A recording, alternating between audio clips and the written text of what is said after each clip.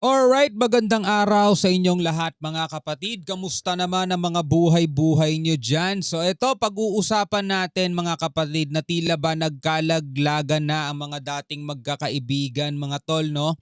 Dahil idinawit mga kapatid, no, si Harry Roque at pinangalanan ng isang influencer, no, na si Pebbles Cunanan mga tol. Kung napanood nyo na yung video, no, sa pagdinig, no, sa Kongreso, na kung saan ay kanyang sinabi na si Attorney Harry Roque daw mga kapatid ang di umano'y nasa likod ng mapanirang video laban kay PBBM. Kung naaalala ninyo mga tol yung pulburon video na kumalat dati, 'di ba? Na yan ay na-debunk na at napag-alamang ito ay AI, no? As sinabi ng NBI, unang-una mga kapatid ang kanilang pinansin yung tenga. Kasi yung tenga doon sa video mga tol parang ganito, yan oh, parang ganyan palubog. Samantalang yung tenga ni PBBM ay nakaganon. Alam mo yun, nakalabas na ganyan. So dun pa lang kitang-kita na hindi si PBBM yung taong yon. So na-debunk na yon, nalaman ng AI yon mga tol. At ang nasa likod daw umano nitong pagpapakalat ng mapanirang video na to mga tol ay si Attorney Harry Roque. Yan ang sabi mga kapatid ni Pebbles. Eto, panoorin natin itong balitang to mula rito sa PTV Philippines at bilang isang mamamayang Pilipino mga tol, pwede kayong magbigay ng inyong komentaryo sa ibaba. Pwede kayong magbigay ng inyong opinion at reaction mga tol. Samahan ninyo ako manood at huwag na natin patagalin pa. Panoorin na natin to mga tol. Nanindigan ng isang kongresista na hindi political persecution ang ginawa ng Kamara kay dating presidential spokesperson Harry Roque. Ito'y matapos pangalanan si Roque ng isang influencer na siya umanong nasa likod ng isang mapanirang video online laban sa presidente. Siyempre mga tol, pag yan ay napatunayan, well, eto hindi pa naman natin sinasabing confirmed, no? Kasi idinawit lang naman siya, kumbaga inakusahan pa lang siya mga tol. Diba? At nananatili pa rin siyang inosente hanggat hindi napapatunayan yan sa hukuman. Diba? Lagi naman tayong ganun mga tol. Pero sa tingin ninyo, ito ay malaki ang magiging impact, no? Lalong-lalo na ngayon nandoon si Attorney Harry Roque sa Netherlands kung saan siya ay nagpapakupkop at nag-a-apply ng asylum. Ito ba ay magagamit sa kanya mga tol para siya ay mapabalik na ng tuluyan dito sa ating bansa para harapin ang mga akusasyon laban sa kanya? Comment ka sa ibaba. Si Meleles Moras sa detalye.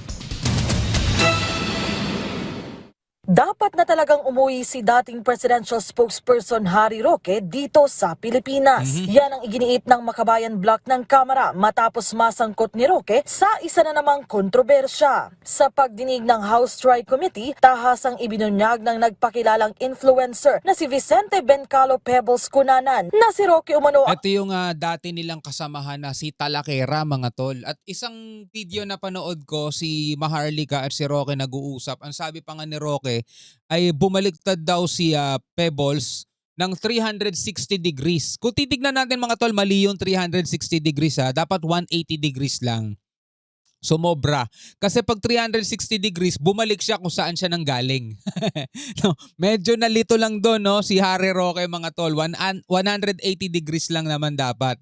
No, pero tuloy natin to, wala namang kinalaman yun eh. Nagpakilalang influencer na si Vicente Bencalo Pebbles Cunanan na si Roque umano ang nasa likod ng isang mapanirang video online laban kay Pangulong Ferdinand R. Marcos Jr. Bahagi umano ito ng isang plano para sirain ang kredibilidad ng presidente at mag-udyok ng galit laban sa administrasyon. Grabe no?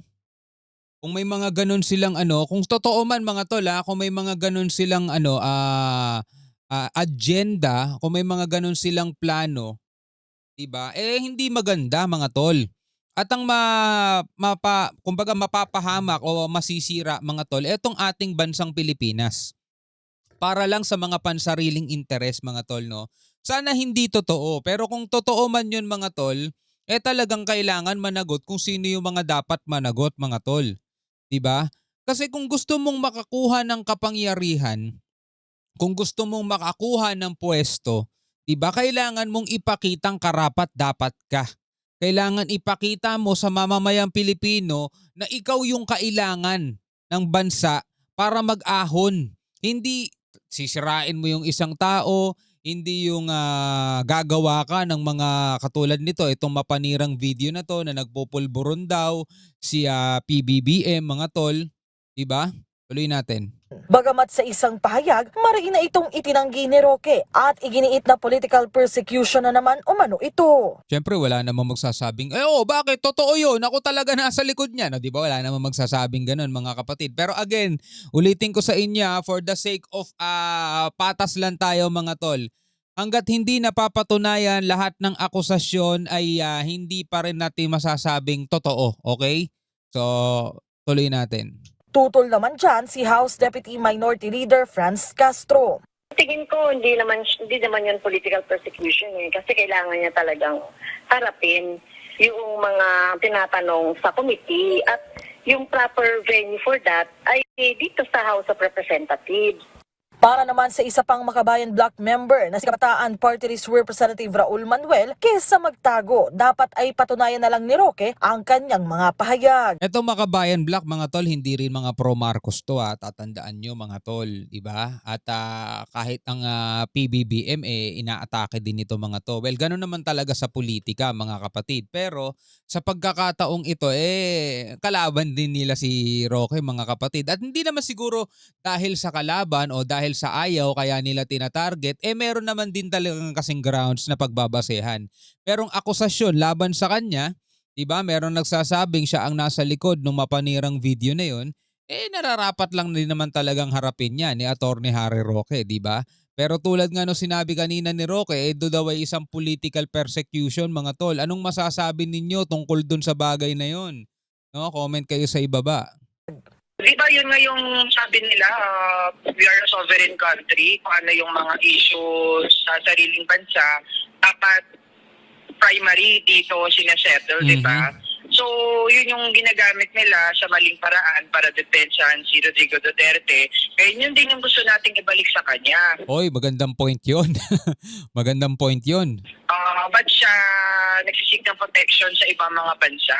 Kung naniniwala siya na gumagana ang justice system dito sa atin at yung mga Pilipino ay pangunahin, dapat managot dito sa ating bansa, then i-prove niya rin yun by going home. Pero sa maraming pagkakataon mga tol, hindi kasi nag-a-apply para sa kanila yung mga ganon.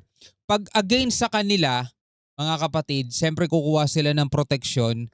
Kapag pabor sa kanila, ipagpipilitan nila yung ganong mga bagay. Dapat sa Pilipinas yan dapat sa Pilipinas yan nililitis. Well, totoo naman, dapat talaga sa Pilipinas nililitis yun mga tol.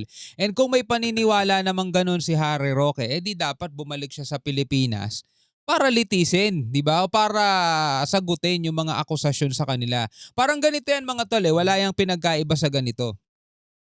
Dati may mga hamon dati kay dating Pangulong Duterte. At ang sagot nila, wala silang karapatan para utusan ng presidente. Diba? Ganon ang sagot nila. O ngayon sila, hinahamon nila si PBBM magpa-hair follicles. Anong karapatan nila para utusan ng presidente? Diba? Pareho lang yun mga tol. Diba? Kumbaga yan isang matinding hypocrisy, no? Para sa mga ganyang double standards kumbaga, tuloy natin. Sa hiwalay na pahayag naman ni House Assistant Majority Leader Jude Asidre, iginiit niyang kailangan ng mapanagot ang mga personalidad na walang takot na nagpapakalat ng maling impormasyon sa bansa. Anya, hindi ito pagsupil ng freedom of speech, kundi pagtitiyak lamang na sa tuwing ginagamit natin ang ating boses, ito ay para sa tama at sa katotohanan lang. Sa mga susunod na araw, inaasang mailalabas na ng mga kongresista ang mga binuo nilang polisiya at panukala hinggil sa paglaban sa fake news. Well, alam nyo mga tol, yung freedom of speech o freedom of expression, mahalaga yan para sa ating lahat na nasa isang demokratikong bansa. Yun nga lang, minsan talaga yan ay naaabuso. Yan ay, kumbaga, nasosobrahan tayo sa mga ganyang mga bagay. To the point na nagsasalita na tayo ng pawang kasinungalingan. No? Hindi tayong lahat. May mga kababayan tayo na gumagawa na lang ng kwento, gumagawa ng kasinungalingan, gumagawa ng mga maling impormasyon, ipinapakalat at sinasabi nilang freedom of expression. Magkaiba kasi yung expression mga tol at magkaiba yung opinion, 'di ba? At magkaiba yung speech, no? Paglalahad ng iyong saloobin, sa gagawa ka ng isang bagay na hindi naman totoong nangyari, hindi naman totoo, tapos yun nang ipapakalat mo as fact. No, magkaiba 'yon mga tol, no? Kaya dapat diyan din na napapansin natin mga kapatid, tinatawag na ngayon yung fake news, 'di ba? Tuloy natin 'to. Melales Moras para sa Pambansa. Okay, so ito yung mga kapatid, no? Ito naman ang ginagawa natin ay freedom of expression, freedom of speech habang nagbibigay ng opinion at reaksyon sa isang balita.